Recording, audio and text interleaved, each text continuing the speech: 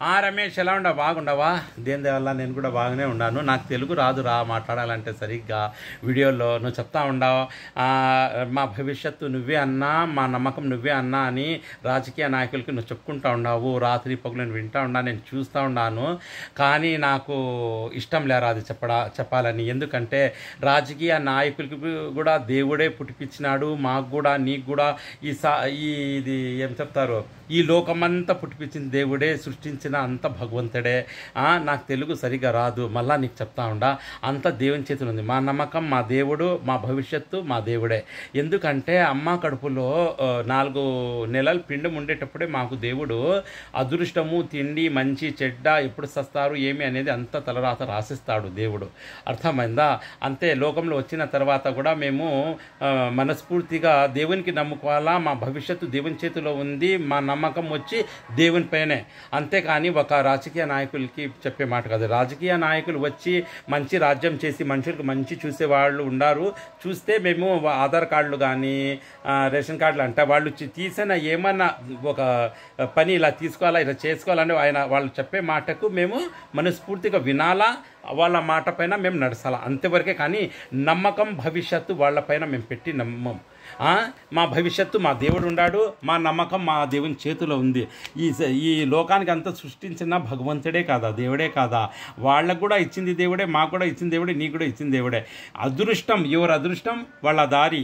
ఆ అదృష్టానికి పట్టి మా అదృష్టంలో మేము రాజ్యం చేసేది ఉంటే మేము చేస్తాము. మా అదృష్టంలో ఆ రాజు వచ్చి రాజ్యం చేసి మేము కింద ఉండాలంటే ఉండాల్సిందే.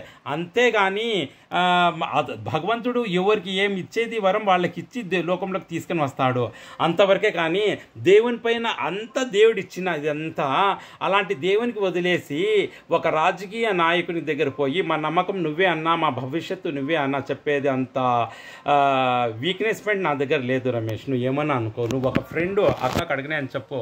కానీ దేవుని పైన భారం పెడతాం మేము. ఏం కష్టం అని, ఎంత కష్టమైన అర్ధరాత్రికైనా కానీ ఒక రాజకీయ నాయకుడు రాడు మా ఇంటికి. అర్ధరాత్రికైనా కానీ ప్రేయర్ చేసి నమాజ్ చేసుకుని దేవునికి చెప్తే మాకు ప్రతి మాట సెకండ్కి దేవుడు వింటాడు. మా పని అంతా జరిపిస్తాడు. అంతా దేవుడే. అర్థమైందా? మేము సస్తే కూడా దేవుడే, మేము బ్రతికినా మా దేవుడే. దేవుడు లేనిది ఏమీ లేదు. ఎవరైనా కానీ మంచి మాట చెప్తారు. ముత్యాలాంటివి చూడు, భగవద్గీతలో కూడా అట్నే ఉంది, బైబిల్లో కూడా అట్నే ఉంది, ఖురాన్లో కూడా అట్నే ఉంది. నమ్మకం వచ్చి దేవుని పైన పెట్టాలా, మా భవిష్యత్తు దేవుని చేతిలో ఉంది, అంతవరకే. కానీ ఒక మనిషి ఏమీ చేయలేడు. అతనికి ఏమన్నా అంత ప్రేమ వచ్చి ఏమన్నా మంచిగా నలుగురు బాగా చేస్తూ ఉన్నాడంటే అది కూడా దేవుడు ఇచ్చిన వరం ఆయనకి. ఆయన భవిష్యత్తు దేవుని చేతులు బాగుంది కాబట్టి ఆయన మంచిగా చేస్తూ ఉన్నాడు. మా భవిష్యత్తు కూడా మా దేవుని చేతిలోనే ఉండేది అని అర్థమైందా రమేష్? అంతేకాని నువ్వు రీల్స్ పెట్టు, ఒక వీడియో పెట్టు పోయి మా భవిష్యత్తు అన్ననే ఉన్నాడు, మా నమ్మకం అన్ననే ఉన్నాడని అది అంత వీక్నెస్ పాయింట్ నా దగ్గర లేదు. నేను చెప్పను, నువ్వు చెప్పుకో, నీకు ఆనందం ఉందేమో. నేను చెప్పును. ప్రతి మనిషి కూడా ఎవరు చెప్పేది అలాంటి మాటలు లేవు, చెప్పకూడదు కూడా. ఎందుకంటే చెప్పకూడదు, ఎందుకంటే మా దేవుడు ఎక్కడ పోవాలా, మళ్ళీ దేవుడు ఉండాడా లేదా చెప్పు నువ్వు. దేవుడు ఉంటే కాదు ఈ లోకమంతా ఉండేది.